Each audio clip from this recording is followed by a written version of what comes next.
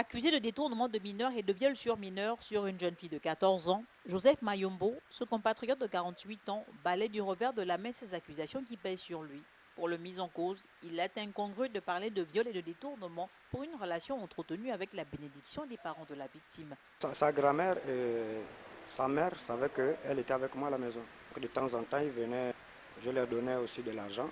L'autre jour, sa grand-mère est venue prendre l'argent de la bouteille de gaz, plus 10 000, et ils venaient même manger à la maison. Là, je m'apprêtais à donner une somme de 50 000 francs pour faire venir ces deux petites soeurs qui sont à Libreville. Parce que le père de ces derniers, il est en prison. Sa grand-mère et sa mère sont venus me voir que je dois les aider. Le viol sur mineur, c'est pas moi le premier à la dévierger. Tu ne peux pas savoir que c'est une petite. Même si vous la voyez, vous pouviez rentrer en contact avec elle.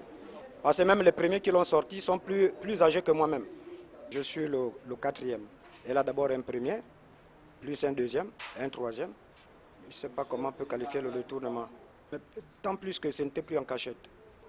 Parce que, comme on peut dire, séquestration, non, je ne peux pas accepter ça. Joseph a par ailleurs indiqué qu'il n'avait pas connaissance de l'âge de cette jeune fille qu'il a fini par enceinte. Je demande à la justice le pardon. C'est chose que je ne savais pas qu'elle avait 14 ans. Bon, elle se métamorphose. Hein. Si vous pouvez faire les enquêtes de moralité, elle porte les perruques, tu ne peux pas savoir que c'est une petite. Même si vous la voyez, vous pouviez rentrer en contact avec elle. C'est après, quand je suis qu'elle avait 14 ans, on était déjà sortis déjà ensemble. Et elle était déjà enceinte, donc je ne pouvais plus rien faire. C'est un acte qui est déjà posé, on ne peut pas la nier. Il n'y a que des pardons que je demande. Et tant plus qu'il y a un enfant là-dedans.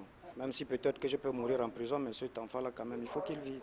Informé, le père de la jeune fille serait allé saccager le domicile de Joseph avant de dénoncer ce dernier à la gendarmerie de l'Océan. Certains parents, à l'instar de la maman et de la grand-mère de la victime, complices de la débauche et de la dépravation de leurs enfants, mériteraient d'être durement sanctionnés par la loi pour servir d'exemple. Le jour de son jugement, Joseph sera sous le coup des articles 256 et 178 du Code pénal gabonais.